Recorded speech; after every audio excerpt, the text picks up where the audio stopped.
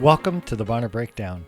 The Bonner Breakdown is here to create conversations, connection, and find things to celebrate. So get your mug ready. We are going to have a cheers to the good report in just a moment. On today's episode, we have Todd and Sam Crossett representing the Solidarity for Black Lives Matter Sandpoint. We have an in-depth conversation about race, racism, the Black Lives Matter movement, along with its impacts here in North Idaho from several different perspectives. We hope that you enjoy today's conversation. And remember, there's always something you can connect with, so find someone to connect to. Have a great day.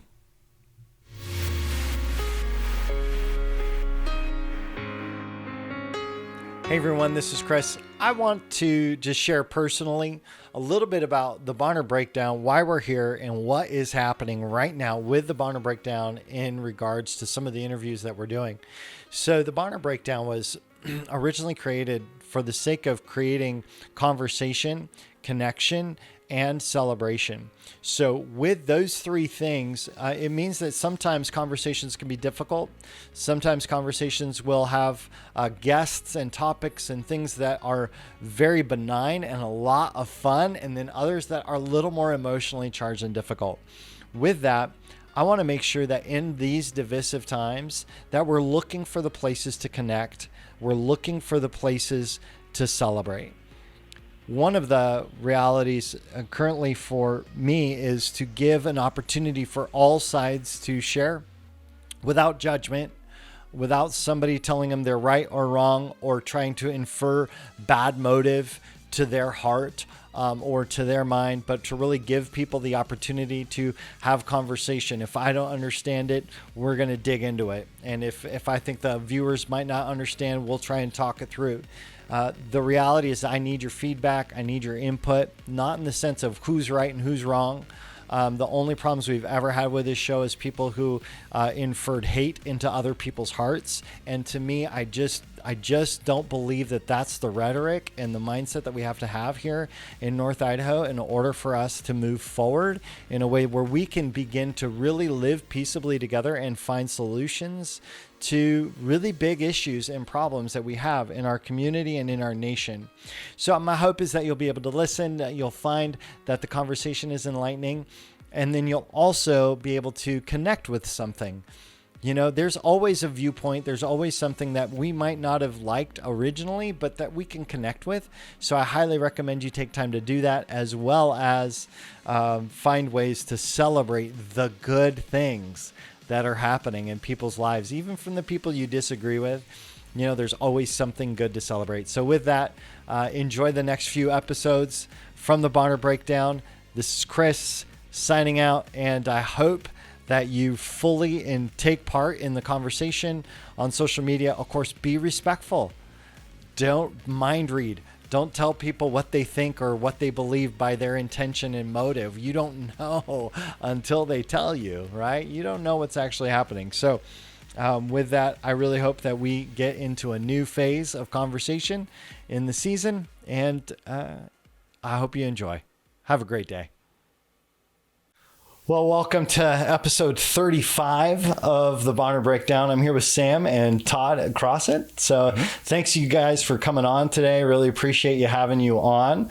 You guys get an opportunity to kind of speak about something that is inflated in the news, and it's all over the place. And there's tons of different reports all over about what's happened here in Sandpoint with the Black Lives Matter movement. And there's been a lot of craziness and chaos. And so I really was excited to have you on, because oftentimes the newspaper, even great articles, don't tell the story. And so I'd love to hear some more from you guys. And I know, Todd, you definitely stepped up, I think, in the newspaper, saying the readers saying, yeah, I'll speak for this and have some conversations on it. So I appreciate that. With that, again, thanks for coming on. Appreciate having you. Thanks for having us. Yeah. Thanks for having us. Yeah.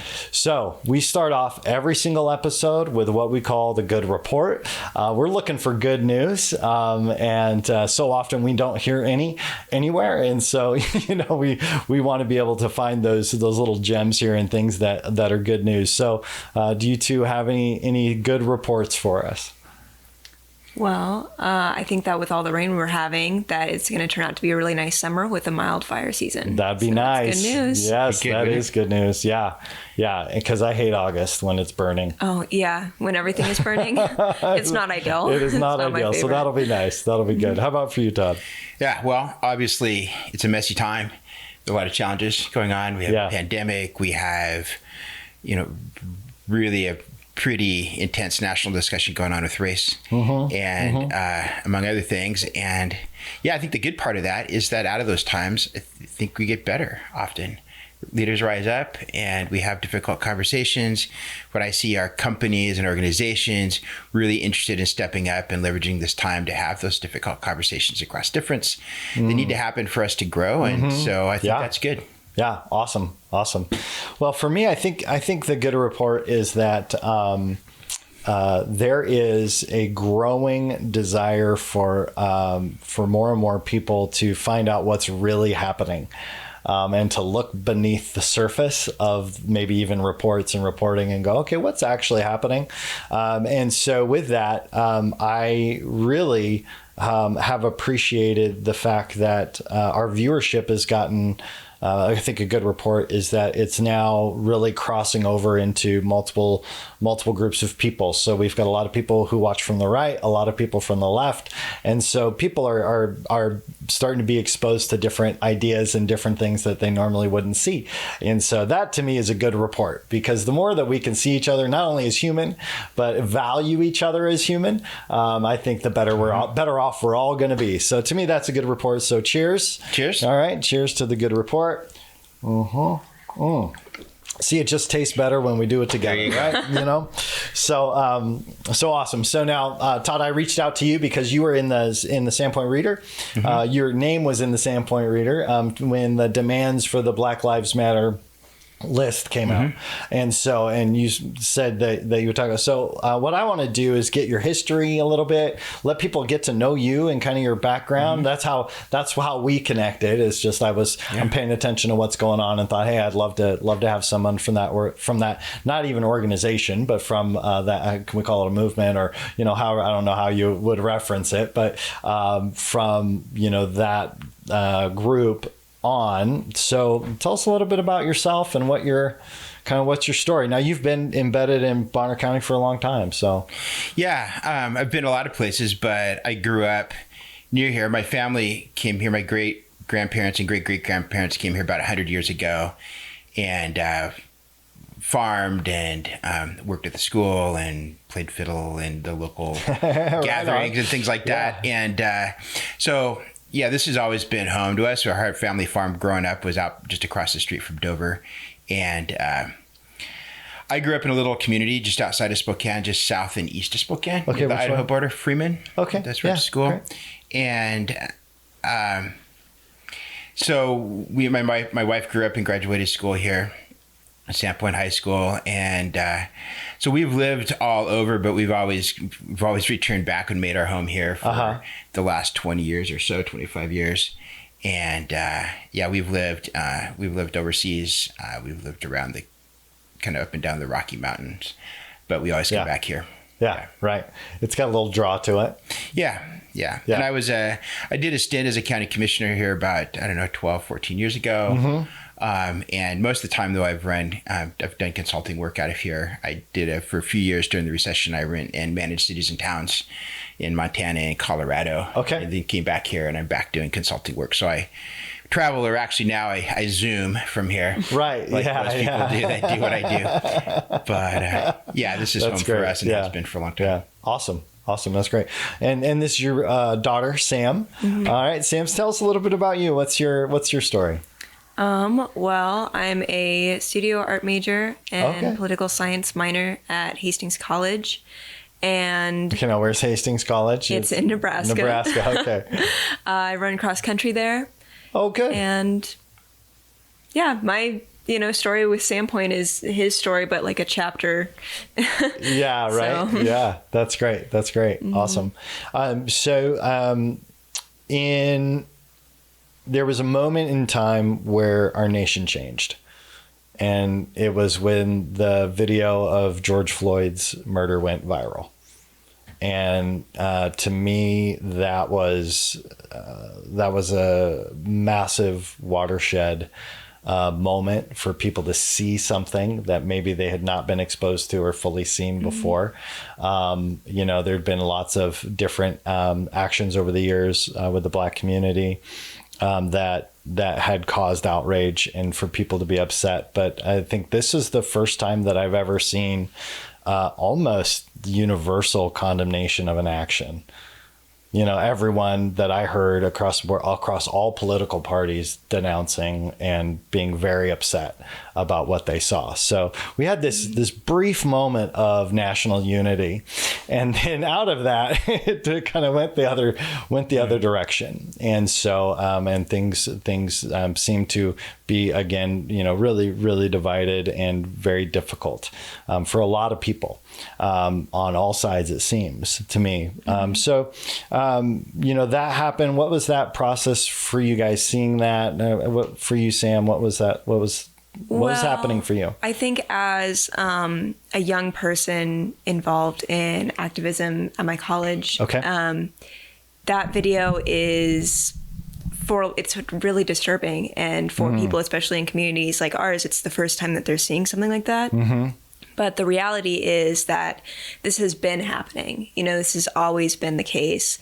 It's just that more recently, people have had the ability to record it.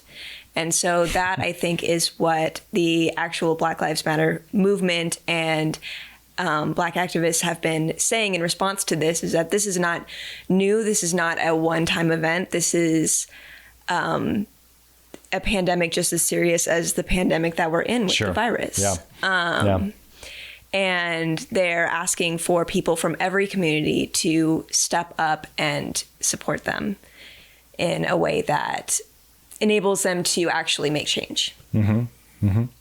Yeah. And I've got a really good friend who's African-American, former, NBA player.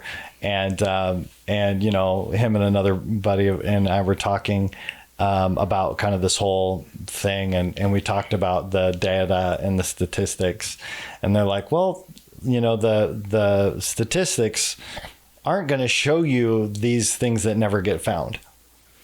Right. That never get seen. Well, that's the thing about statistics, right? Ice cream sales and murders correlate, but there's a hidden variable.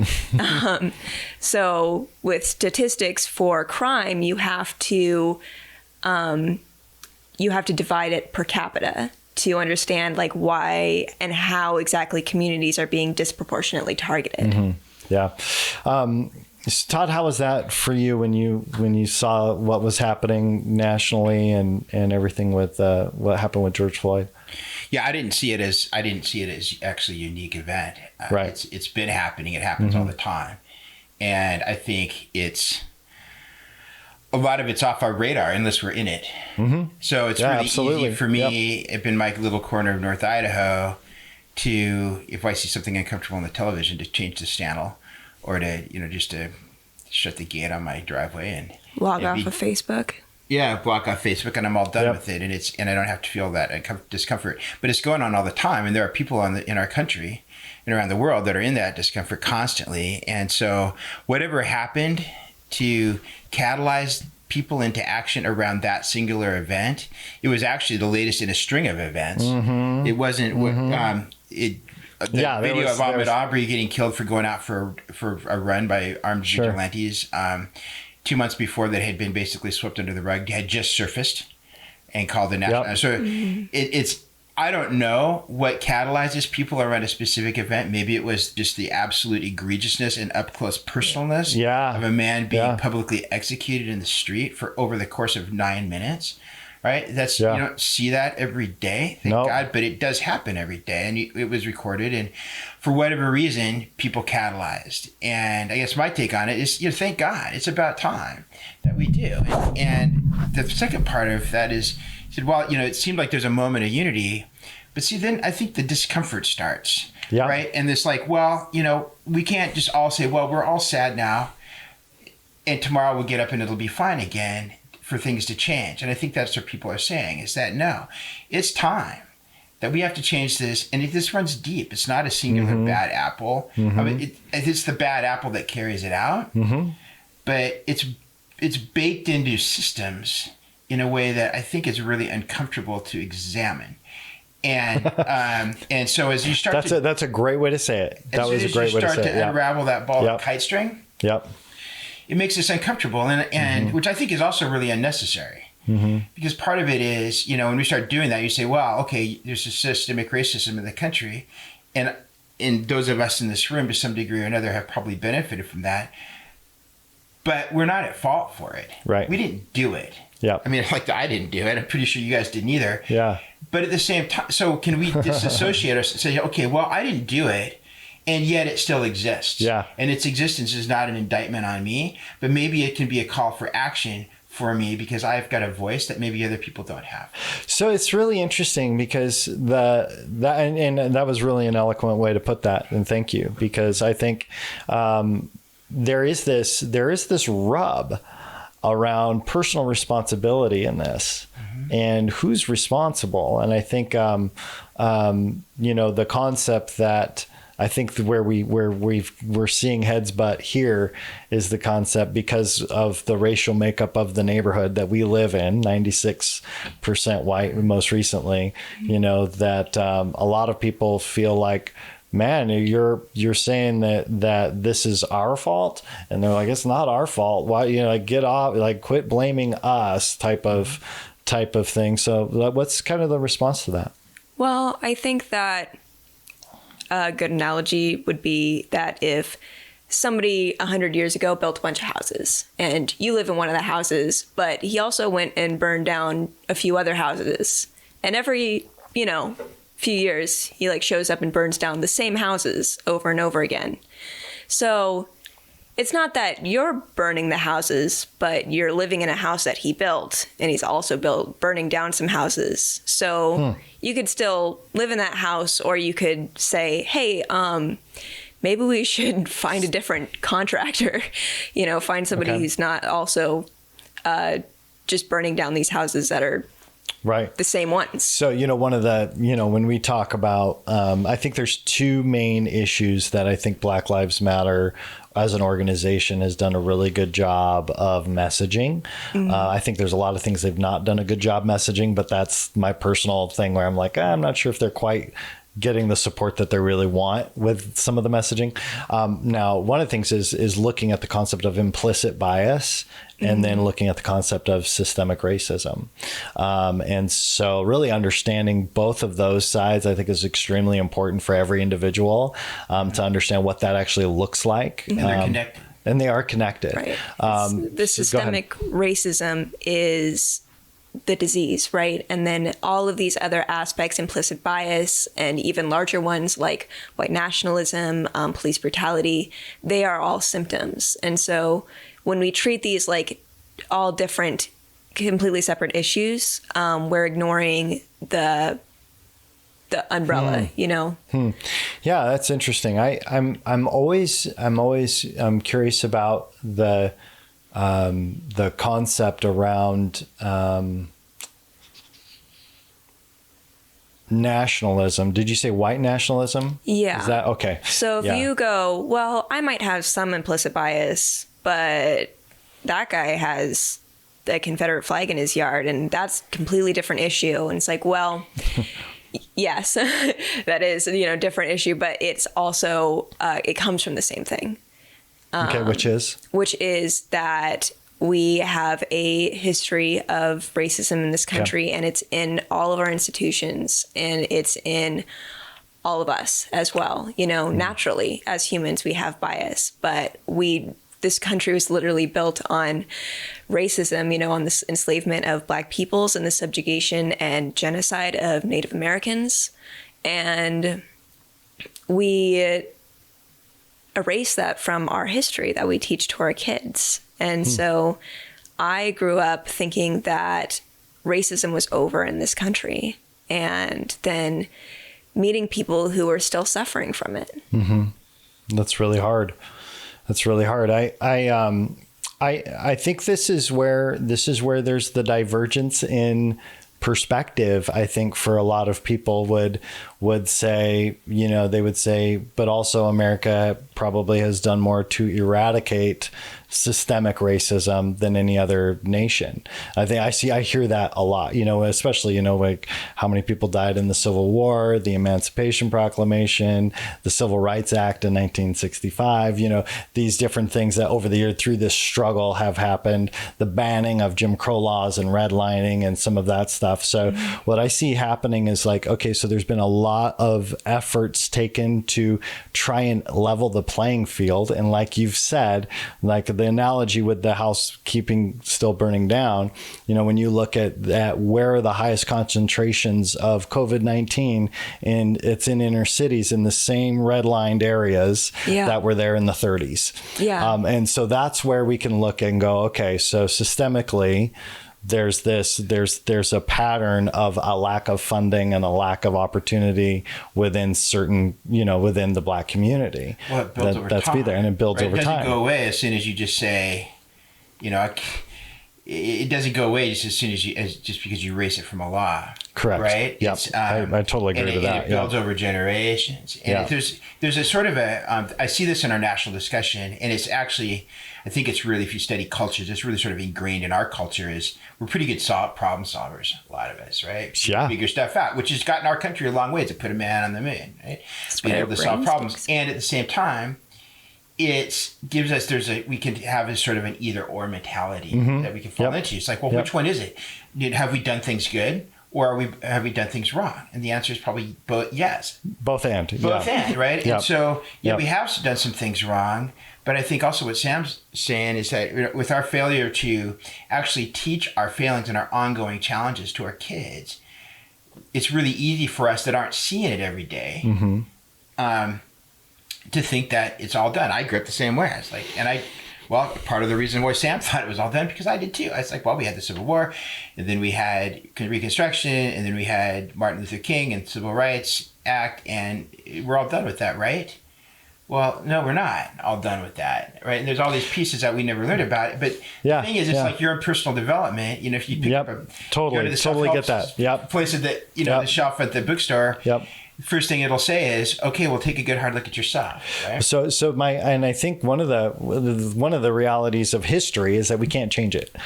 We can't go back and rewrite history. We can't, even no matter how many statues get taken down, you can't rewrite it. You can't change it, but you can understand it. And one of the things that often a complaint I hear is that we'll only focus on the negative history, not on the good. And I think that there's exactly what you're saying. Like, I think both you and I grew up in an era, in a generation that said, hey, we've leveled the playing field. And I was talking to Robert Rosenberry about this, I grew up thinking, oh, we shouldn't ever see color. Like, we should not, we like one love. It's all good. Like, everybody's good, and be colorblind. Exactly. And so, so much of what we see is obviously with this implicit bias. So this is where, having the filters, growing up in the generation that probably you and I grew up in, having certain filters, we're not viewing our bias from this broader perspective, in the sense of maybe what Sam's seeing now, going, okay, well, I'm learning about all of these things that I wasn't taught in high school, didn't get, a lot of that, the education, historically around a lot of this stuff. So, it seems like there's a big challenge, to say, okay, how do we balance the desire to play in reality with our history, and also not throw the baby out with the bathwater in coming up with solutions, because we've got to have there's got to be movement. I think everybody agrees that there's got to be a shift in how the Black community is treated and how the Black community is handled from a police perspective, from a legislative perspective. There's a lot of things that still need to shift. Yes. And so in talking with, my black friends, they all agree with that. Robert agrees with that. Like there's like, I haven't found a whole lot of people that disagree with that concept. I think a lot of people are they're very aggressively different about approaches. Right. Yeah. And that's where we see the issue. And I think there's also a piece in there about, the color blindness thing. That's something that's really, seeing saves, we learned the golden rule, right? Come on, it's this guy one time, pretty famous, Jesus, Yeah, right. And at the same, it's really well intended. So I say, well, I don't see color, right? I think that being egalitarian about that. But if I don't see color, I actually don't see how you're different than me, as long as I'm saying. Yeah, totally. I get you. I don't see that you're human like me. Yeah. I don't see difference. I actually don't see what you're facing that maybe I'm not. My friend who's a pastor was in front of a church of basically 5,000 white people.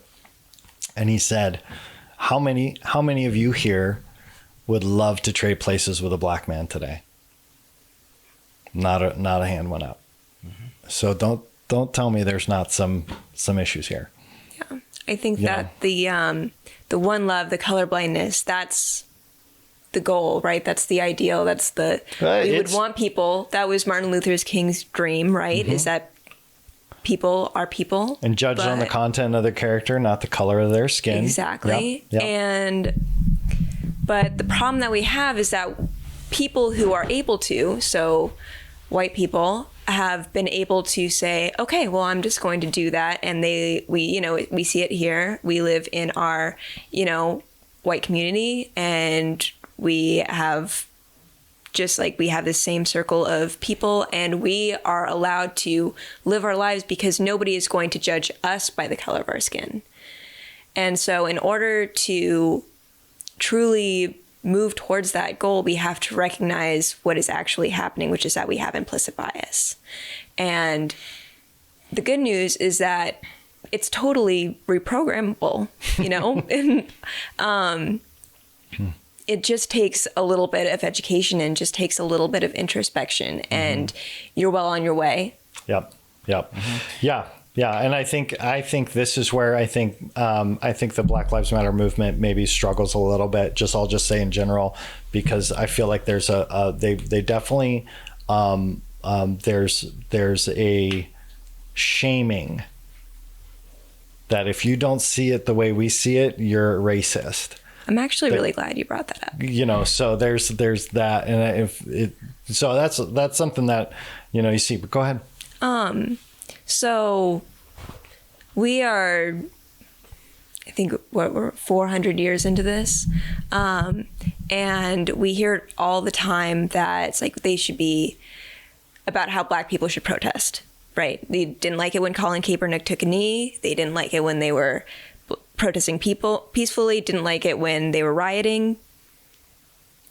And now they have more white people listening to them than ever before, looking at them saying, what do I do? Mm-hmm. And a lot of them are saying, too little, too late. We're tired. And I think that it's an unfortunate, but I think fair point that activists have more important things to do than babysit us while we work through our feelings. And what they're looking for, allies to do is to be that face, to be that kind, like, let's take a look at this, you and me, and we can work this out. And you don't have to demand emotional labor from somebody who is fighting for their lives so that you can feel okay about if you're racist or not. Mm-hmm.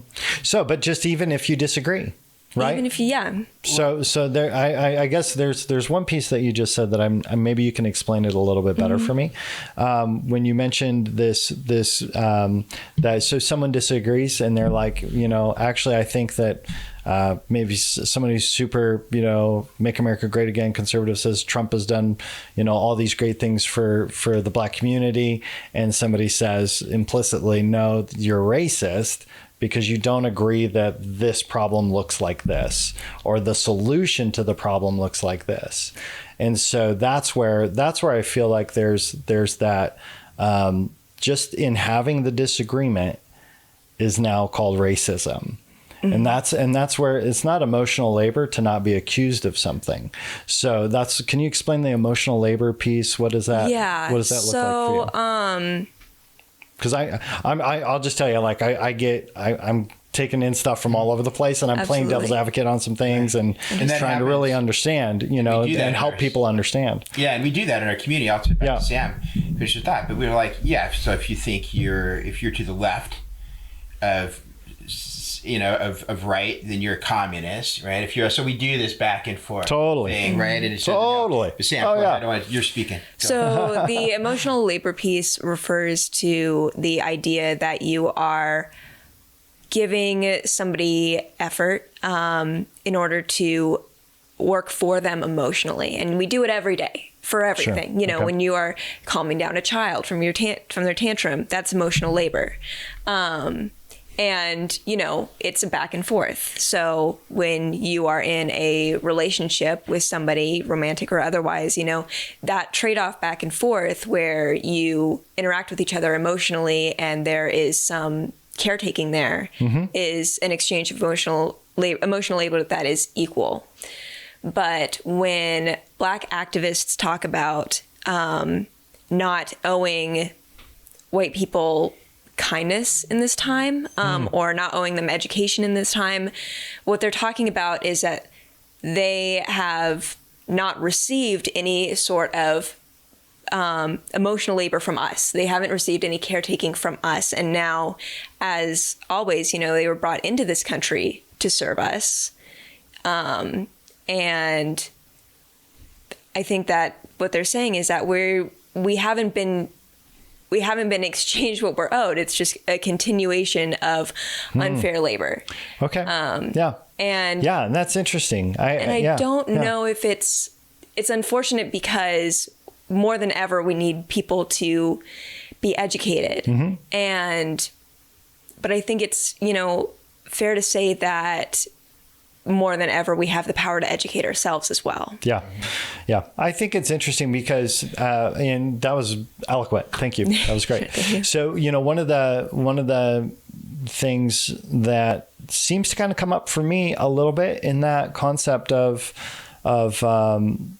people not getting what they're owed, and part of, and I think part of the, American, the, whether you want to call it the, white American or whatever, however you want to describe the ethos of America, is often that, you don't, you go after the things that you want. And those things are the things that you earn, you get, you go after it, it's kind of like you build yourself, so in the ethos of America, you're like, you're free, go do whatever, go get after that thing. And so we don't see the issue necessarily with people feeling like, actually, that's pretty that doesn't work for me. Because the issue with that is that if you don't achieve what you wanted, then it's your fault, right? Yep, totally. When that's not necessarily always the case. Is, a lot of people look at billionaires as being self-made men, but the reality is that they are still men and that they are generally pretty average and received a lot of those benefits before they were even old enough to know what to do with them. And some people don't, and some people are born into debt. Some people are born into places where their schools aren't funded. Yeah, totally. And, it's starting... Boy, geography, right? Location is huge. That was one thing Robert and I talked at length about. He's like, he was born in the South, grew up in the South. It's a different dynamic for opportunity than if you come out here to the Northwest and you're Black. It's a miles difference. So geography has a lot to do with it. And I think there's a lot of different, subcultures across the nation that, like here in North Idaho, our subculture is so fiercely independent, like we just have this very strong independent spirit here. And the majority of the people that live up here have a very kind of conservative libertarian mindset, which I think is moving more towards a classical liberal in its kind of its ethos than it would be, like the moral majority conservative mindset of the 80s. It's the legend of the far west, right? Totally. It's the self-made man, the individual, lone wolf, whatever. Well, and it's baked into the country too. You look at how we, white people, the people from Europe, largely first settled the country. They came from a place where they were basically locked in. Yep. And they were looking for freedom. They risked their lives to come here. Yep. It seems like the further you go west, like certainly here, by the time they got up here, you got people that are pretty hardcore. And if you look around, big risks. You look around, you drive around D.C., the number one statue is a single solitary figure on a horse. Mm-hmm. Right? You don't see collectives of people, right? It's part of our deal. Part of our here, totally. My great grandfather on my dad's side of the family was orphaned at 12 back east, ran away from the staying with relatives and jumped on a freight train and came west. Never saw his family again. 12 years old, made his way, right? I grew up super proud of that. Yeah. Right? But I realized, part of my pride, that is cool. But part of the pride in that is it's because it's wrapped so closely to that ethos, right? Yeah. It's like, that's what we do. And at the same time, it gives us, like Sam's saying, I think, is it gives us the false sense that, that's just everybody can do that. And it discounts what you also have to overcome. It looks different from other people. Different people. Yeah. Because at that same time that he was making his way up here, when was that? About around 1900 or so. 1900. Different things were happening to different people of different races. Yeah, absolutely. He probably couldn't have made that journey if he'd been somebody else. Possibly. Absolutely. No. Yep. Totally. Totally. Someone else. Well, and he wouldn't have lasted here. No. I mean, like the history, black kid, right? Good chance he wouldn't have happened. No, and I mean, with the city of Sandpoint used to have a law that if you were anyone of color or Asian or Indian, then you weren't allowed after dark to be out. If you were out after dark, you got arrested. So, I mean, this is the reality of the time and the season. Of course, that's not the case today, thankfully. You're not going to just be arrested randomly just because you're black out after dark. I mean, as far as the law goes, right? Thankfully, that's not a law. No, but you might be shot by the police. Sure.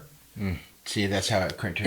So when we look at strong majority of police shootings involve someone else with a firearm, like almost all, and there's very, very few that of unarmed people who are shot, whether you're black or white or whatever. Like last year, there was a total of 60 unarmed people that were shot across the nation. Total 59. Well, they shot and there's killed otherwise. Right, but then they're like George Floyd wasn't killed otherwise. But you're right. So, but that's killed unarmed. Unarmed for passing a 20. I'm guessing if I passed a 20, the assumption would be that the guy has a 20 in his pocket, he doesn't know it's counterfeit, and I got interviewed, I probably wouldn't have ended up on the pavement with a knee on my neck. Yeah. Right? Yeah. Well, and so you'd have gotten close to that point. So one of the big arguments is around how we interact with police and police compliance and all that kind of stuff, which is, my friend, he's got two young kids, and, they're getting, 10, 12, I think. And in the next few years, they're going to start driving. They're nervous, they're black and they're nervous. And he's like, listen, you comply, or you may die. Like don't mess around with the police. And I think a lot of, there's not that inherent fear for white people when they get pulled over at all. No. I remember, a friend of mine got pulled over at 3 a.m. on their way to the airport. And they got pulled over just outside of Sandpoint, and they were being asked a ton of different questions. And I'm like, why are you asking me all these questions? I'm going to the airport. Here's the, and it was just like, and they were like, that made them really uncomfortable. And I'm like,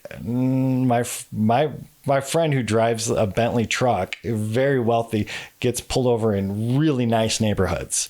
Yeah. Because he's black driving a Bentley truck. Like, wait, this doesn't compute. Exactly. Yeah. So I think that there's there's a couple of different things that are being that are being fleshed out, I think, in the public narrative and in the public discourse right now. Is okay. How much of a role does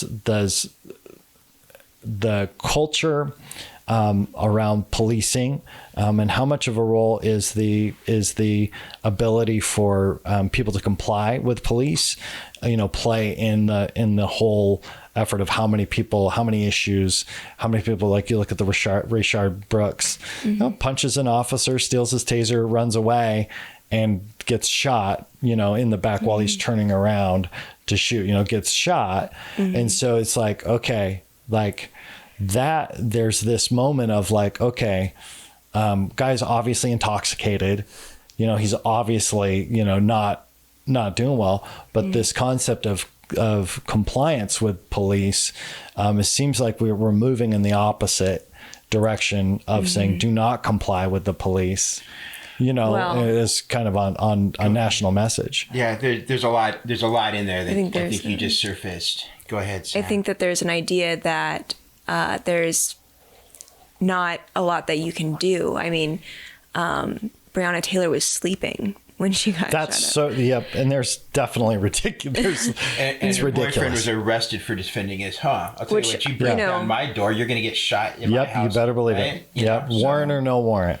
Right. Yeah. So, well, I mean, if wrong house, right house. You got a warning. It's the police are coming in, probably to be a different issue. But you break down my door, and the guy's arrested for that. Yep. Right. So. Yep. I know Well, it's got to change. With the case of Rayshard Brooks, I think this is where we're seeing this defund the police coming in from the Black Lives Matter movement, where they are imagining a world where that was handled differently.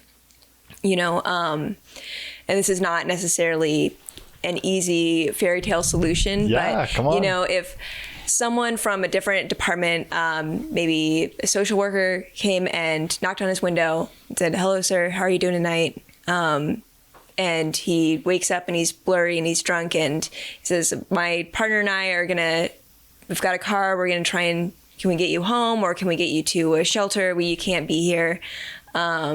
But we can have your car taken to a place where you can pick it up in the morning and make sure that you're going to get out of here safely." And, he's parked outside of Wendy's. You need any Wendy's? Advil. Where, people who are in unfortunate situations. And, I don't want to get too personal here, but how many times have you been hammered outside of a Wendy's? I've been arrested for a DUI. It's not a good time. While I was parked in a car. Okay, so exactly. That's happened to me, where I got woken up and pulled out of the car and arrested because I was for sleeping but they cannot. It's against the law, right? Yeah. So to me, it's like, okay, great. If in those types of things, change the law if we want to deal with DUIs differently, right? Well, and this is where we see this multiple symptoms of the same. I know. issues. I just shocked a bunch of people with that announcement of my DUI, but whatever. We're getting open and honest and vulnerable. Yeah, here. come on, get it. But we criminalize poverty in this country. We criminalize homelessness. You can't park and sleep in public places. And it gets people killed, and we don't have the resources to help people who are vulnerable. We criminalize drug usage. We put people in prison for life for nonviolent drug sentences instead of treating it like a public health issue. Yeah, I'm with you on that. Yep. And I think that people here defund the police and they panic because they're like, what are we going to do without the police? I think the name's horrible. I think like messaging is important. Right. But, and I think that when they say defund the police, they mean, that's what it means, is that reallocate funds. But when we say defund something, we usually just mean abolish something, like Planned Parenthood. Yeah. They said defund Planned Parenthood. They meant abolish Planned Parenthood. Education. Or education. Right. Yeah. I want to really pull, if there's probably more in this, I want to pull a quick thread before we miss it. That's great. The police. So you and I, this is another issue of lens, I think, and perspective. Totally. Right. So I can speak for myself. I'm guessing it's probably also true for you. Okay. But I can't speak for you. I can speak for me. I was always taught to run toward the police if there's a problem. Correct. Right?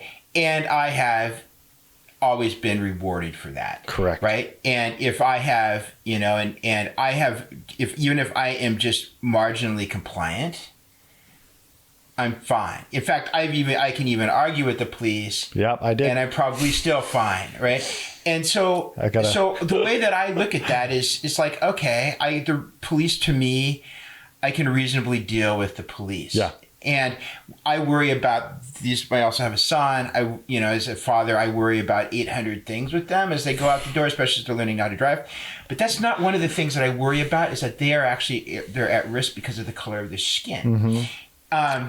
But when I have conversations, and this is where getting past like trying to justify our position with, facts and figures, not that those aren't useful. Sure. And actually hearing people's stories become so powerful. They do. Is because what you realize is that from Earth's perspective, other folks have a completely different, if people of color, and I'll say right now, I'll say specifically a lot of African Americans, which is not true for every single individual. Of course not. But it's largely true across the group for a lot of folks. Okay. That their experience with police is that their lives are in danger. There's a much smaller threshold. Right. And if they get put in that car, they might not ever come back. I get put in the car, I will call my attorney. That's right. I'm going to be out in a couple hours.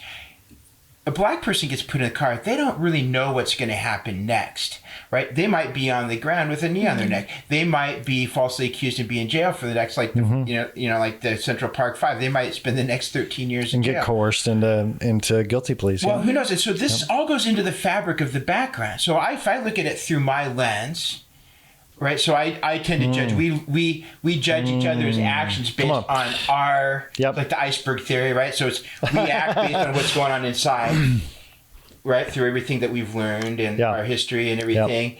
And that's what causes our actions. But if I see you do something, I'm going to judge. I don't know what's going on inside you, but I'll judge you based on what's going on inside of me. Right. And that's right. So if I look at that from across perspectives and I say, well, I've always been trained that the police are my friend, and that's how I respond to police. And then I see a black man that's terrified to get in a police car. It's easy for me to discount that and say, well, what happens is black people just act out, and that's why they get killed. And if they just complied, then that would be fine. It's but I'm discounting the complicated history behind that. There's a really interesting article, and I'm quiet. There's a really interesting statement by a man who's actually he's a professor of art at the, I think it's the Massachusetts Institute of Art, black man. He talks about his experience being arrested for a profile because there had been a robbery someplace in the neighborhood by a black man. He was on his way to class, stopped off to pick up a coffee, and suddenly it's surrounded by black men. And he realized this realization, you look it up, it's really easy to find. His realization that if I go with them, they wanted to haul him downtown. So if I go with them right now, and people are going by the street and already judging him as a black man standing there surrounded by police, already judged to be a criminal. Already judged to be a criminal. And he had this thought. So if I get in that car, I might die. I got to do everything I can to not get in that car right now. It's just a really different life experience. And so I think we got to be really careful to take a look at that. It's so you get a guy running away, should he not have run away? Yeah, but there's a lot of reasons maybe why he did. Yeah. No, that's good. Yeah. Well, and especially in the history of how we talk about black people in this country, that is, I think, has changed what people would normally think when they are presented with this information, is that in the history of this country during the Nixon, Reagan, Clinton, Bush eras, this concept of the super criminal has changed our perception of what black people are like. And I think have also changed the perception of black people, of what black people are like a little bit. And I can't speak for them, but I had this conversation with my friends, actually. I'm like, when you have the highest, the most authoritative person in the world, in specifically with Bill Clinton and the crime bill of 1994, when you have the most powerful person in the world declaring that your race is super criminals, not specifically in those words, but super predators, you know, this mindset of people that are breaking laws in the inner cities, which is just, to me, an expansion of Jim Crow. It is. Right. Yeah, so absolutely. It's just an expansion of Jim Crow laws in the 1994, you know, crime bill. And I think everybody, you know, realized that everyone wants order. Everyone wants order. Nobody in the world wants chaos. Nobody doesn't want to know, if I do this, am I okay? If I don't do this, I know I'll be, you know, like, everybody wants structure and they want order. And when we see, so, and what we've seen is, you know, when it feels like there's areas that are out of order, people want to impose more order. Right. And this is what happens with the 94 crime bill. Well, and I think that, you know, just through rise in population, we saw a rise in crime. And then, but I think that this idea that there's just like criminals wandering the streets. I mean, we saw it here where people thought that people were going to start looting and that there was going to be violent gangs in our town, I think is mostly fabricated to perpetuate this like ability to incarcerate people at huge rates and exploit them for labor and to put them in the hands of corporations that run those prisons. Right. So in the continuation of the 13th Amendment and all that. Yeah. Because of, you know, Robert and I were talking about that as well, you know, this concept of the 13th Amendment, you know, and he's a very, you know, adamant, outspoken about the criminal justice system. Yeah, you know, it's not good for anybody. Being a tool for the corporations, you know. I wonder in this process, because one of the things that you kind of talked about was rewriting the system. Is what you know, kind of when you talk about getting a new construction, you know, person. And one of the things that the Black Lives Matter, you know, the leaders of the Black Lives Matters movement has said that they're very openly Marxist, that they're really open to rewriting the whole system. They want the whole system changed, and around a whole different lens than the Constitution of the United States and around capitalism and those opportunities and to fully transform it. And in fact, just yesterday, there was an interview. I watched about a half hour of it, and I was like, "Wow!" You know, just as far as what they're really, you know, intentionally pursuing. And so this is where it comes to how do we solve something that maybe, you know, when we look at, so I think we've done a really good job of looking at the systemic racism side, you know, of looking at that. One thing, I want to talk about solutions and some ideas around that here. But before that, I want to talk about bias because we all have it. Our minds are made for pattern recognition, right? So, you know, we you know, on the news and in the media, you see blacks as criminals. If you grow up in the suburbs in white America, you are listening to rap music, which is all about criminality and it's all about disrespect, almost all of it. There's very little. Okay, now I'm a rap connoisseur. Okay, so let me just say, take your word for it. Now it's different today. It is different today. So my son's 21 years old, and I'm in my mid 40s. My son and I took him to college and we did a long road trip, and he said, "Dad, pick your favorite 2 rap albums and I'll pick my favorite 2." And he's got, you know, Chance the Rapper and he's got Drake, and I've got Notorious B.I.G. and Outkast. Okay, now those 2 worlds are miles apart. So what I grew up with in black culture in the rap world was hustling, drug dealing, murder, and sex. You know, I mean, Outkast a little bit better, but a lot of it was the primary messaging. And so when we get this influx from the media, from whether it's on the news reporting, you know, there's a single narrative that people are receiving and getting about an entire race and entire community, which just blankets right over the top of our filters with our bias, right? Because if I'm noticing patterns, I'm seeing it coming from all these different things, which you're seeing a lot of people saying, okay, I can't play that role anymore. I can't continue to propagate, that perspective or viewpoint. So things are changing, I think, pretty dramatically. But well, and I bet with that rap that was one of the few interactions you had with Black culture. Is that correct? No. Okay. No. Yeah. I mean, I played basketball growing up. Most of my friends were Black. So, but that was their culture. Yeah.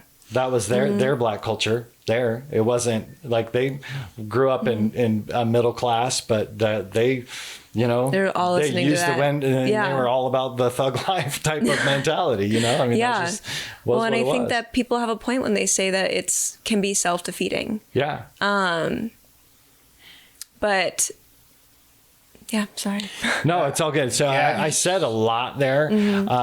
So the one thing I was going to say with the bias thing, like we get all these messages in, but we are cognitive enough to recognize when the bias is not working for us. Right. And so then we have to we have to redo our filter. Right. And I think that's what you're talking about with education. Yeah. Right. Is to, okay, well, let's get a new filter on that. So go ahead. Yeah. Well, there's this handy little quiz called the Harvard Implicit Bias Test. It's not really a feel-good test. It's not like BuzzFeed, what breakfast are you test. It doesn't really make you feel super good about yourself.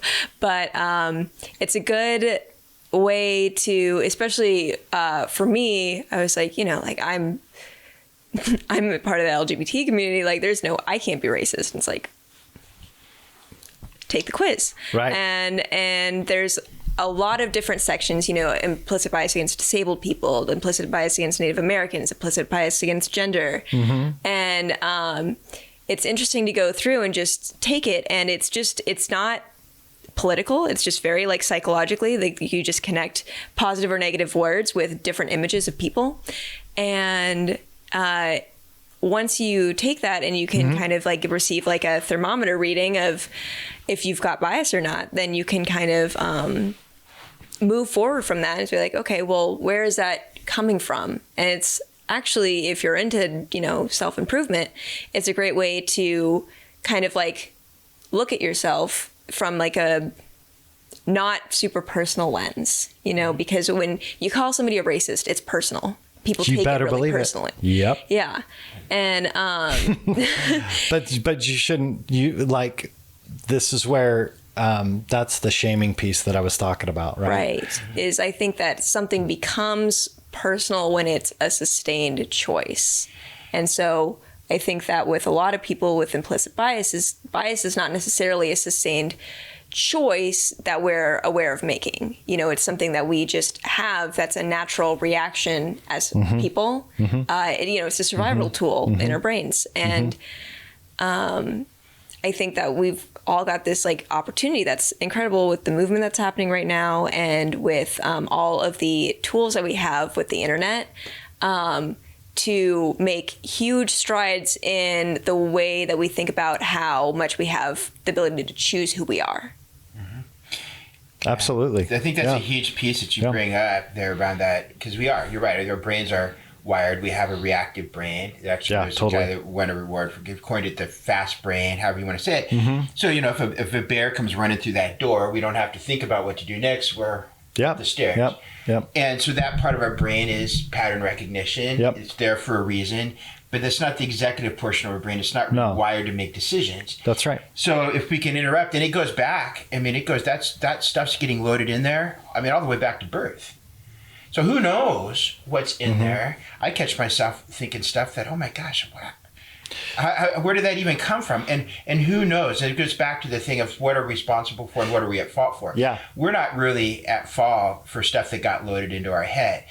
But taking responsibility to noticing, is that actually something I'm actually conscious of? Or is that just a thought that went through my head that was loaded in there from someplace? That's just my unconscious talking to me. Well, and then now can I hold it out here and re-examine that? That's right. And I can take responsibility for that. That's good. Yep. And I think part of the racist, so one last thing is I think part of this racist thing is, when I get called racist or say suggested that I'm racist, I'm immediately defensive. You bet. And it implies, and so it also implies that I made a conscious choice. Yep. Right? I've got a white hood in my garage, and I'm making a conscious choice to be a bad person. But the reality is that racism lives. This is the problem with implicit bias and systemic racism and systemic disadvantage, rather. Yeah. The systemic advantage, it's all part of the same system. But if I don't notice it, and then somebody gets upset with me because I don't notice it, and then I get upset because they're upset because I think they're calling me racist, what they might actually be saying is that I want you to notice how you're actually participating in this, even though you're not conscious of it, and take some steps to address it. But if I can't hear that because now I'm all defending by being racist, I might be missing my feelings are maybe legitimately hurt, and at the same time I might be missing an opportunity to actually unearth some stuff that might actually change my behavior, where I may actually show up more like I hope I would. That's good. One of the things that I think is really important to create change is that you have to have you've got to have two sides of any coin, right? You have to have a positive and you have to show the negative, right? You have to have both in order for things to move. If you don't have both, you will always have resistance. You will always have resistance. And so because there's both, whether or not you're aware of it. Correct. Or not. Absolutely. So one of the realities of the civil rights movement in the 60s and things like the Million Man March, which was not just black people, it was a broad swath of white and black people at the Million Man March. If you look at pictures, there's a lot of white people in the crowd, right? Because there's advocates, there are people that were really fighting for that in that community. And I think what that season and those protests and that movement created more change than any of the other things that we did and that had been done.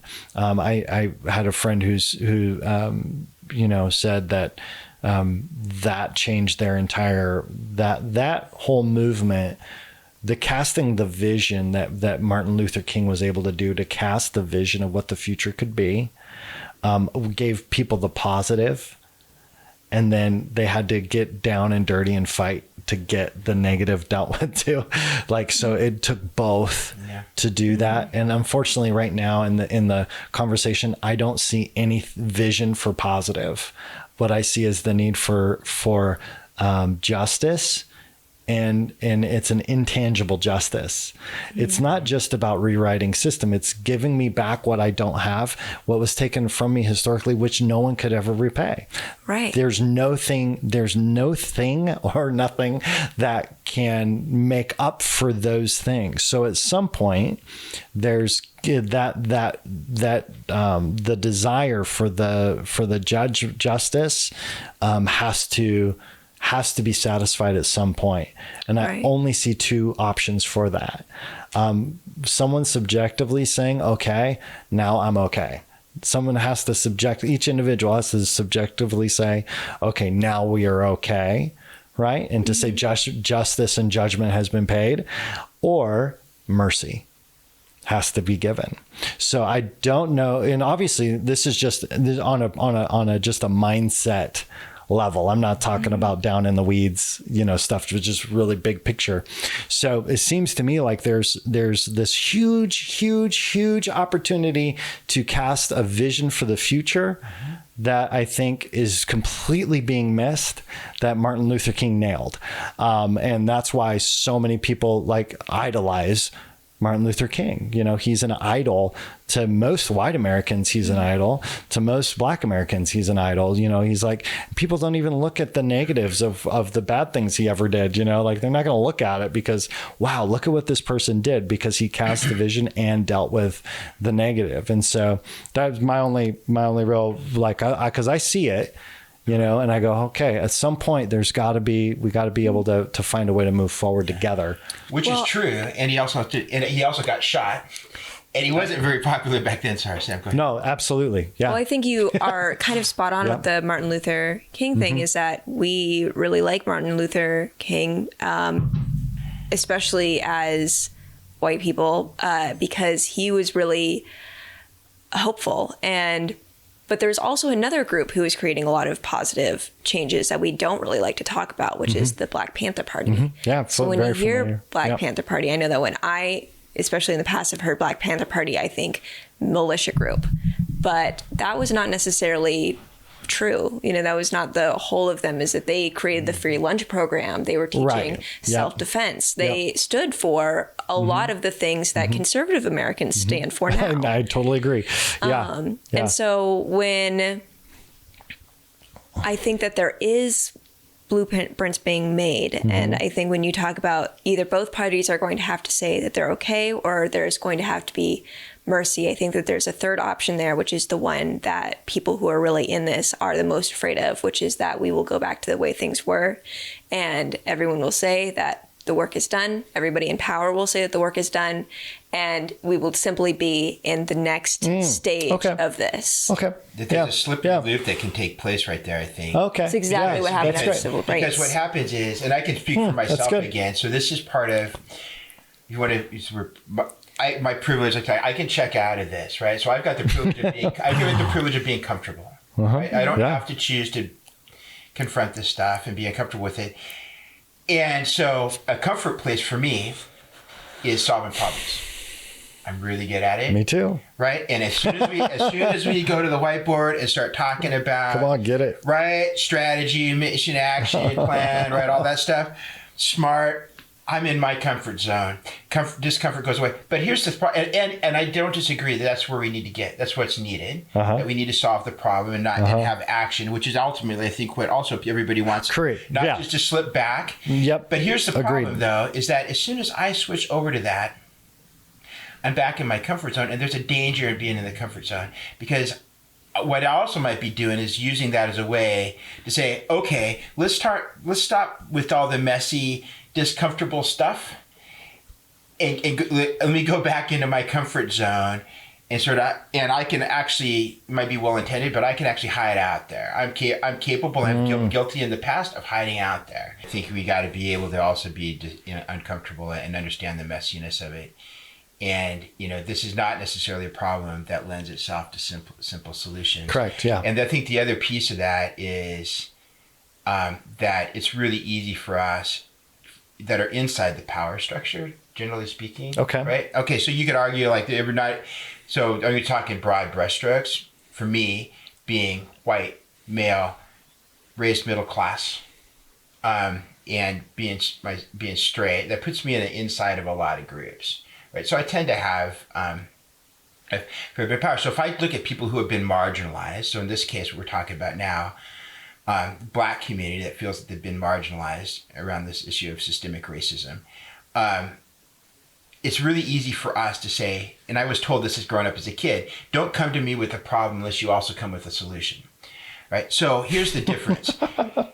We put the onus on people who are outside of the power structure to solve the problem. Yep. And don't bother me and make me feel uncomfortable until you come here with a problem. But the problem is they can't solve the problem without us on the inside at the same time. And so, and us on the inside, I think, have to be able to sit in this discomfort long enough to work together to solve the problem. Yeah. So I think it's important that we do. Excuse me. But if I just wait and say, don't make me uncomfortable until you show up with a solution, it's not going to happen. And they're going to continue to be increasingly frustrated because the change isn't going to take place. Yeah. You know what's funny to me, what I not really funny, I just find it interesting, like a little humorous almost, is how often the way that we handle power structures and the way that we look at that, we also look at those through our bias. Mm-hmm. Even the way that we look at who's in power and who's not in power and who's creating a system that's oppressing an entire group of people. I think a lot of people would say that their political bias has this right solution. I think everyone on the left thinks that the Democrats will have the right solution to this issue, and everyone on the right thinks that their policy, the Republicans, have the right solutions to the issue. Mm-hmm. And so now we come at it now from a whole new set of biases around politics and around power, and unfortunately, we live in an arena, in an age where we are so quickly offended and so quickly hurt, whether it's justified or not, that it's very hard for us to hear each other across the aisle anymore. We don't even have the conversation most of the time. We just yell at each other. So it's like, right. you know. Well, and, one thing that you're seeing with people in my generation is that they're saying, well, we've been doing this two-party system for ever, and we haven't had any solutions, which is not necessarily all true. You know, we've had some. Yeah, absolutely. But, you know, there is, you know, you're right, where we need a solution, and the solution is going to be bigger than I think that we can even really imagine right now. And sure. we can't, especially in small communities like ours, we can't focus too hard on huge world-changing solutions when we haven't even done the small solutions here yet. You know, it's going to be baby steps. We're all about instant gratification, right? So we want to know the answer, and we want to know it now. And we're all going to have to find the answer through negotiation. Yeah. And we're going to have to start with each other, you know, here in our communities. Right. Yeah. I think this part of this, you bring up also a really interesting point around, you know, how we have our discourse, which is, if we actually agree on something, if you look at polls, you know, we're pretty polarized as a country, obviously. That's not a remarkable thought. And though if you look at polls, it's like, the last time I saw it was like 78% of Americans agreed that we're polarized and we can't have a conversation. So that's something that we actually agree on that as a country. It's maybe one thing we can agree on. Which is why I'm here. Yeah, right? Which is awesome, I think. And it's, you know, and being able to talk across, as humans, across difference. That's right. That's what we got to be able to do. And I think part of having that is, this is where we get wrapped into the either orness. It's like, well, if you are, you know, so on the one hand, we got to be able to talk about hard things, right? So it's like being too sensitive to talk about hard things. We just avoid talking about the difficult things. Like a lot of us were raised, just don't talk about certain things at work or at the dinner table or wherever. And we got to do that. And at the same time, I also think that can also be cased as, well, don't be so don't be oversensitive if I'm calling you a name, right? And so, because I think that also, how do you create a space where we're courageous enough to come in and be open and authentic and look to solutions, and also that we're not forbidding it. So if I call, if I'm calling somebody, if I call you a Republican or a libtard or a fag or whatever, right? Sure. I'm not inviting you into the conversation. Absolutely not. Right? And you're not going to want to come in and have a difficult conversation with me. I've shut it down. Where actually, can we get past that and actually talk about the really difficult things? Because I think that, like, the name calling thing and think, oh, you're just being a snowflake, that's actually a way to keep from having the difficult conversation, which is what we're actually talking about right now. Is like actually talking about hard things. We've been doing it for an hour and a half, right? I think that's how you do it. Yeah. So, and this is where I think,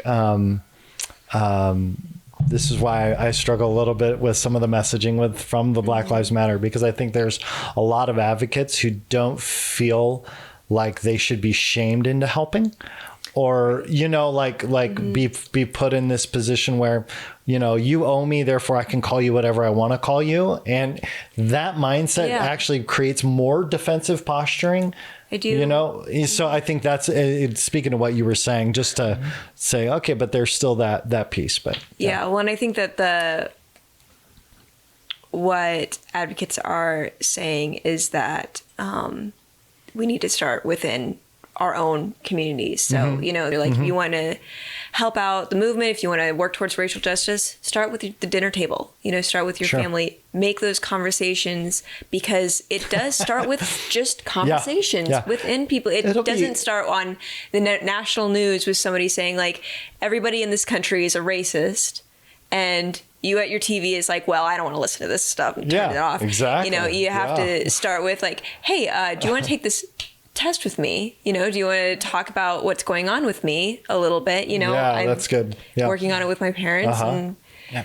And I've seen a lot of that. Yeah. Yeah. And I think there's a fine line there between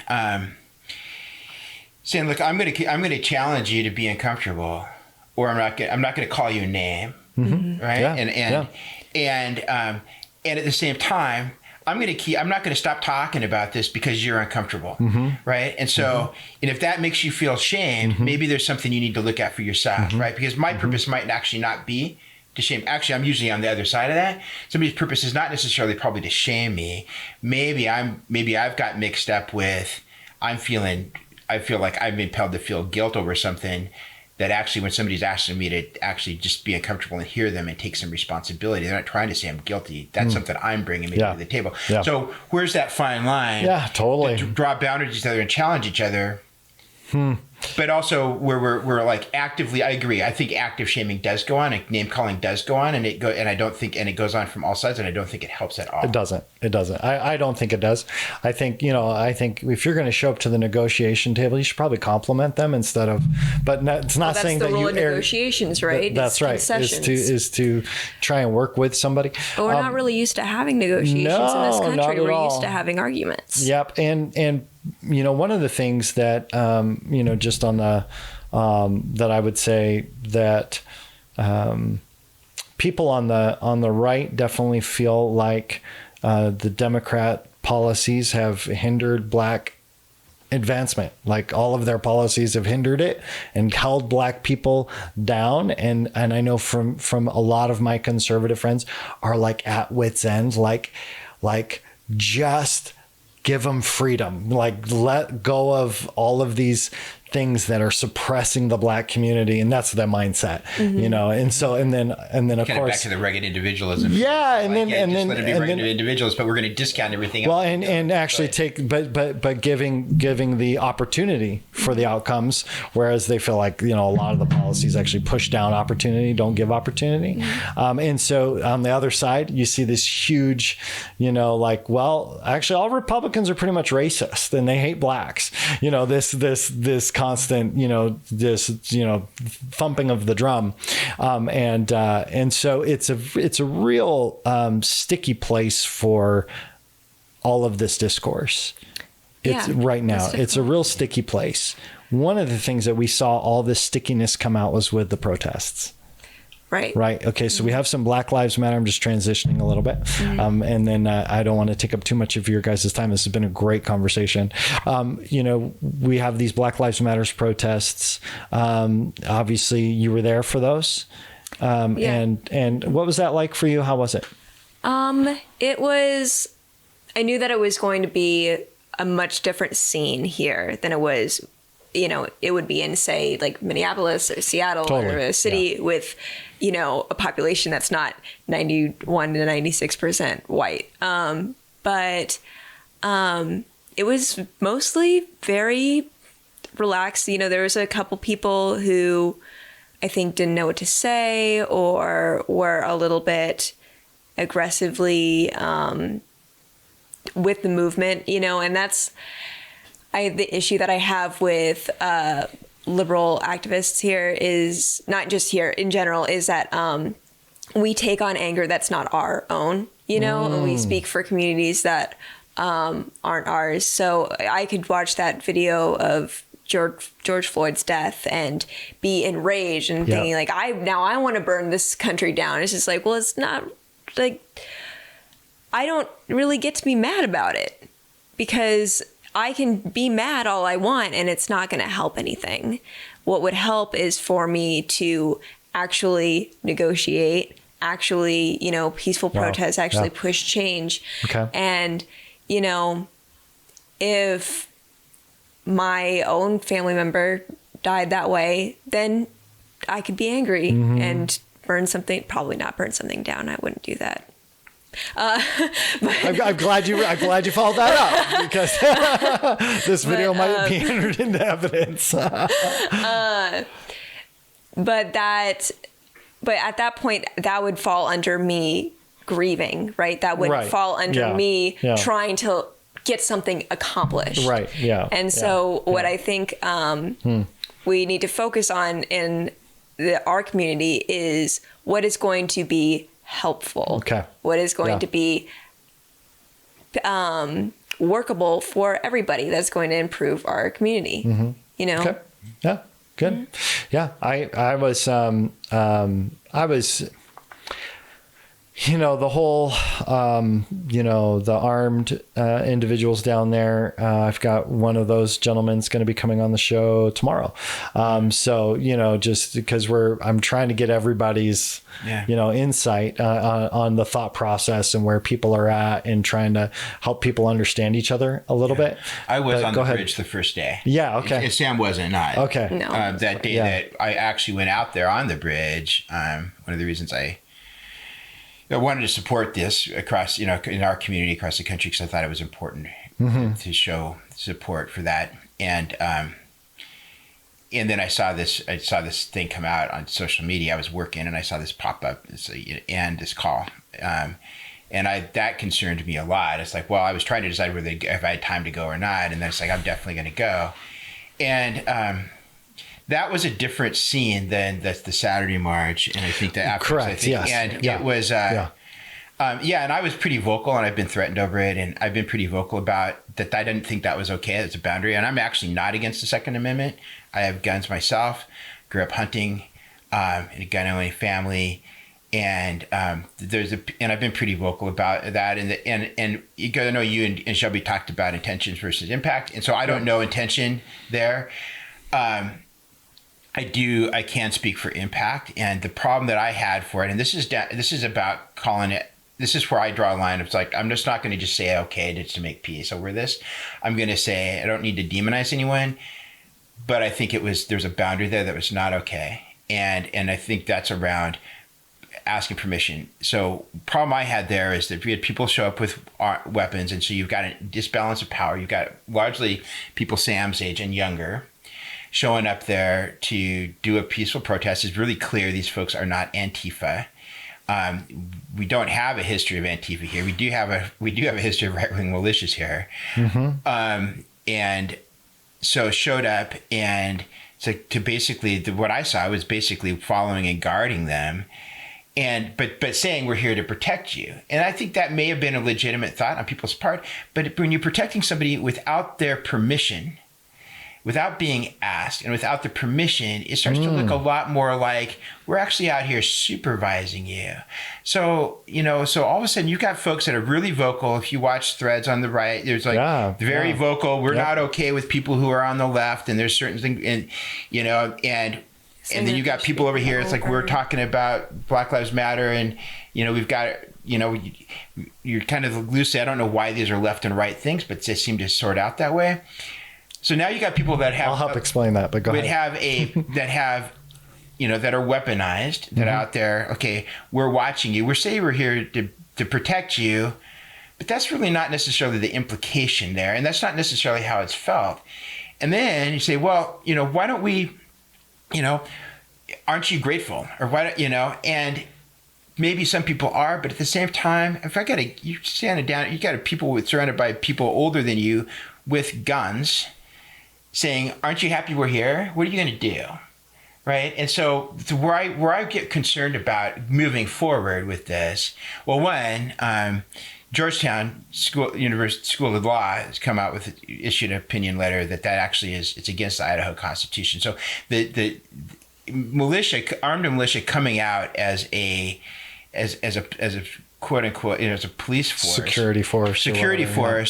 I actually don't think it's called for in Idaho law, and that's disputed. It may end up in court. I don't know, but so just let's look at the implications of that. So we're just accepting that that's okay.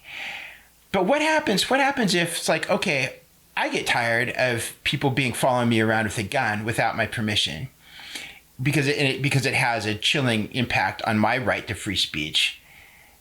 And so what happens now? I bring my gun, And I get a whole bunch of people. So what happens if all of a sudden you've got a bunch of Black Lives Matter people and they all have AR-15s walking up and down the bridge? What if I get a bunch of black people with AR-15s walking up and down the bridge, right?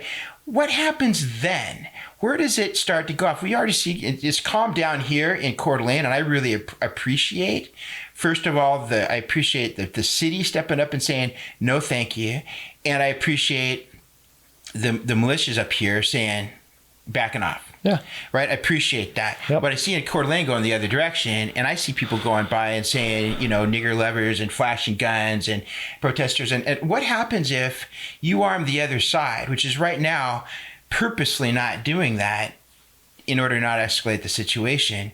Where does that go? To me, that doesn't go to a good place. It doesn't set a very good precedent. And the bottom line for me is, if you want my help, great. But if I'm trying to offer you my help and you say no thank you, I'm not really helping you. I'm just imposing my power on you, and that's really not okay. It's like I want to walk a girl home from the dance, so I'm just following her home. It's like, well, why are you following me? I'm here to help to keep you safe. Well, I don't want you to keep me safe. I don't want you to protect me. Well, I'm going to do it anyway. Okay, that's a whole nother, that's, whether it's intended or not, that's twisting the power structure around. Yeah. So that's why I don't need to demonize anyone. I don't have a problem with people having guns, but that's a line that I think we need to take a really hard look at. And I appreciate that we've seemed to have come to a place here that's I think so. I think that there's been a lot of conversation around this, and I think the ability, I think there's definitely some people who agreed with Shelby's concept of intent versus impact, but that absolutely makes sense. I think one of the biggest struggles that I see in that is that people are believing. They're believing Facebook instead of reality on a lot of things, and when you get reports that, hey, there's going to be this, there's going to be that, there's going to be Antifa, there's going to be, these riots or potential riots. And I think everybody's just supercharged and amped up, and I'm glad that it calmed down. I'm glad everybody stepped back and said, okay, well, yeah, they didn't, feel the need in further gatherings to, go that distance. And, I think, it's really difficult when you do have people who really desire to help, and yet the way that they help isn't necessarily that helpful. And we see that on both sides. Totally see it on both sides. Absolutely. All right. So and one of the things that I'm really a big fan of is not judging people's intention and motive and what's in their heart. Okay, I cannot tell you what's happening in your heart based on what you're doing. Doesn't usually work out so well. Doesn't usually. There's that whole assume thing. Right. Who's it make a what out of? So I think that. I think that part of this conversation, I think, is that there is racism to deal with.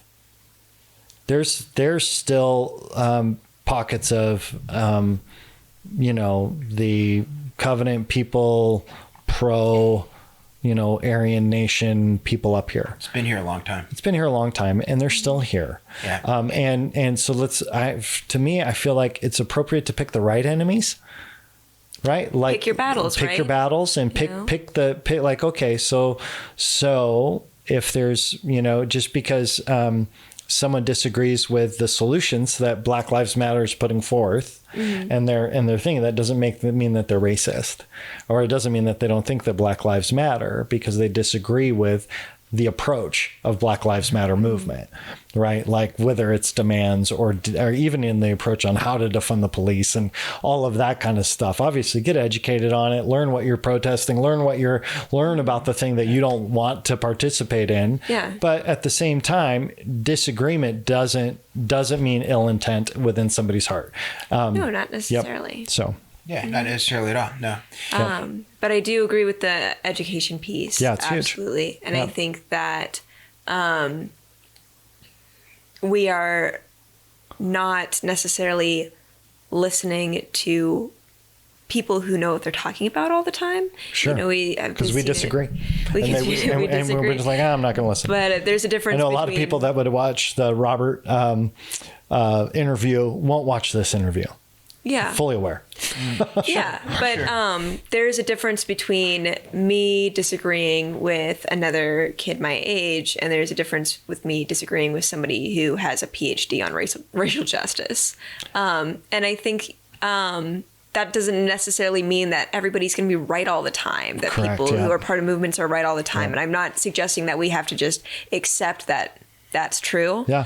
But I do think that it's really important to listen and learn as much as you can, and that there are options. You know, you don't necessarily have to read your cousin's whole Facebook post on communism, but you could read an article about it. And, you know, if you hear something that you don't necessarily agree with, you look it up a little bit. Yeah. And then you can still disagree with it. And I hope that, you know, where there is disagreement, that people can do that on all the sides. Yeah. You know, and really go, okay, that makes more sense. I think an interesting movie that ended up coming out just recently was from a ton of black conservative leaders called Uncle Tom, because they're, you know, declared to be, you know, basically, you know, like traitors, race traitors and that kind of stuff, because they don't buy into a lot of the narrative that the PhD would put forth. They said, actually, we totally disagree with that, and we think here's the problems and here's the solutions. I think it's important to look at that. I think it's important to watch all of that, and because if you're really gonna be helpful, getting in a silo isn't going to do it. You know? Yeah. Well, and the thing about education is it's also has been affected by racism, right? It's especially recently, it's incredibly expensive. A lot of people can't necessarily afford it. A lot of people don't necessarily go to schools that give them the tools to even be admitted. Right. So yes, I agree. And it's, you know, people of color are not a monolith. I think that when we talk to other white people, we assume that they're all going to have different opinions from each other. But then when we talk about marginalized communities, we assume that we all think of the same. Yep. Right. And we look at one person to speak for the whole group. And I think it's another both and, right? So you've got people like the group you're talking about, or, you know, that, you're into, you know, their individual viewpoint or endpoint as a smaller group within a group is completely valid. Yep. It's their viewpoint. It's valid. I'm certainly not going to argue with somebody of color about race, about their experience with race. Their perspective is completely valid. And at the same time, they don't speak for the entire group. It's not fair of me to expect them to speak for the whole group. And it's also not fair of me to hold them up and say, look, I found somebody over here that agrees with me, so everybody else's perspective and lived experience is invalid. And I see that go on. It's totally. Held up to, because that also is not true. Yep, absolutely. It's both true. And I think it's also true that calling people racist for disagreeing is wrong. And I also think that there is a reason for frustration with people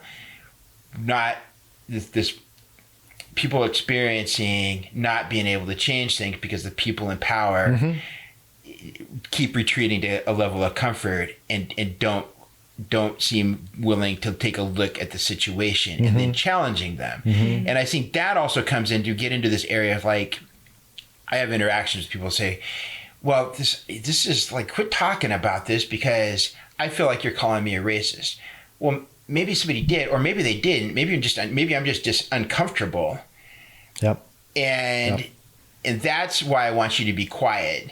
And I'm going to make a judgment that you're calling me a racist when really you're saying you need to take a look at this thing that maybe you're not I don't think you see, and it's harming me, and it's got to stop. And I'm getting desperate. So I really need to make you uncomfortable right now.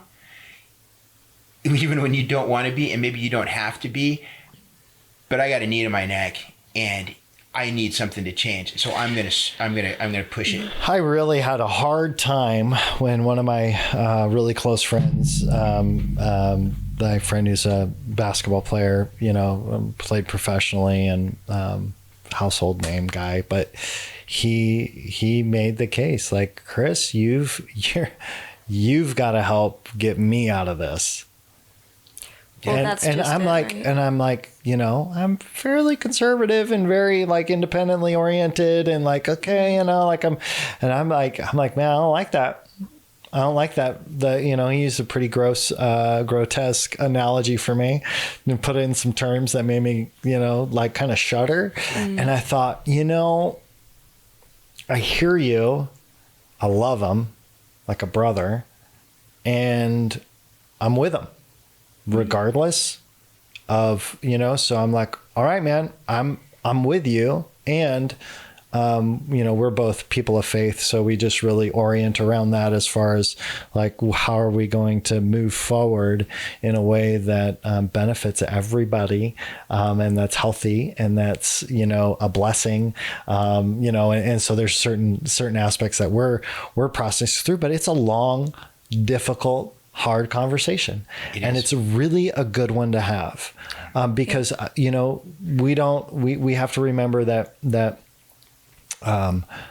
oftentimes we will never see what other people live in or walk in their shoes. And that's for every individual. Mm-hmm. Yeah. We don't get to see it all. We don't know the trials and tribulations. And so that everybody goes through individually. But then we also have to recognize that when it comes to groups and it comes to different people, that it's really important to listen and to pay attention and to get educated and to go, okay, what can I do a little bit differently? I had a conversation on a kind of a more conservative group, and I said, I'm doing everything that I can to try and have as many of these conversations as possible and to challenge my assumptions. Right, to challenge the way that I've normally seen the world, because I think it's really important to understand people's experience, for us to find a place where we can begin to build a better future together. Until we're on the same playing field, as I was telling Robert, like until everybody starts getting some basics on the playing field the same, there's not possible, you know, the solutions are going to create more chaos. Yeah. So we've got to try and at least get to that. And, you know, pendulums swing. Right. And pendulum swing. And so there needs to be a season where pendulum swings pretty hard one direction so that we can come back into the middle, you know? Yeah. Yeah. And I think the not seeing color is a step in a process that we have barely begun. You know, it's just like we're waiting for this step before we've taken care of these steps to actually make that possible. Right. Mm-hmm. We actually got to, I think we've got to be able to see color. We've got to be able to see our differences and talk about our difference. Totally. Be honest about our difference before the differences stop to matter. Because when the differences still matter and we're just blind to it, we're just perpetuated. Well, and you know, there's such... there's a different way, I think, of seeing the world, and where you can actually place the different cultural strengths and the different cultural things that are just so powerful within each individual community. Like we can celebrate those things. Like we can really celebrate those powerful strengths that are on the individual communities, instead of saying, oh, your strength's not like my strength, so it's a weakness, you know, that type of thing. So, right. And if it's from that's an awesome guy. That's a whole conversation. But if I'm on the inside of my culture, which is our culture, generally speaking, as a large brush, is sort of the dominant culture, right, of the country, right? Business culture. I noticed what I learned how to do growing up, what I think is the right way to do when I show up in a corporation or I show up wherever. That's like how it's done. And so but when I learned that there's other cultures that actually adapt to that, and it gives me like, I don't have to stop doing it. My culture's not bad. But like just one example, it's like, you know, the culture I grew up in is that rationality kind of trumps emotion, right? If I show up as emotional, I might. Come on, that's Western culture, right? So if I show up as emotional, I might be judged as irrational, right?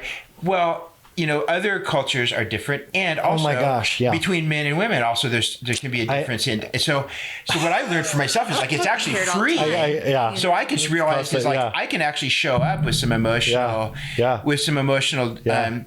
vulnerability and say, you know, I feel really tell somebody how I feel about something, and it actually helps my leadership. So it's like, of course, oh, okay, of course. That's great. So I can pull out my legal pad, and now I can do both. Yep. I mean, it's funny because you see this on the religious side as well, the rational and kind of stoic versus the more emotional, expressive in race.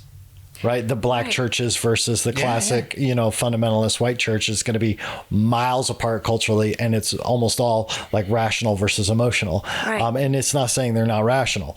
That's one of the, when you were talking about that, I'm like, oh my gosh, I've totally seen that. I've had the privilege of speaking in black churches that love it. Oh, cool. Super fun, and it's just a real cool thing, but it's very different. Right. Well, and emotions inform our morality.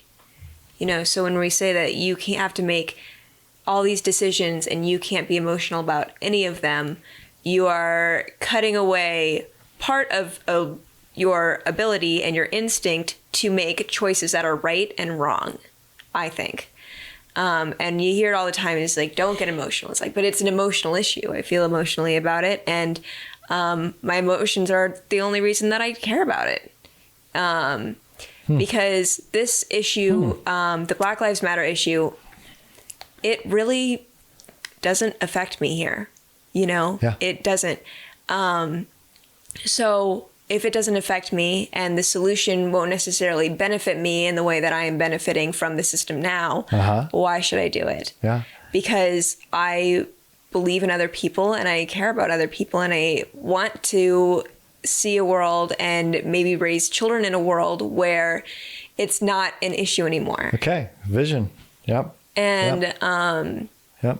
So I think that that's a huge way for people to put down activists, especially women activists, especially Black women activists, is that's the stereotype. It's like, well, you're angry about this. It's like, well, yeah, she is angry about this. It's infuriating. And she's not irrational angry. She's just angry. It's both and. She's rational and she's angry. Yeah. Right? Yeah.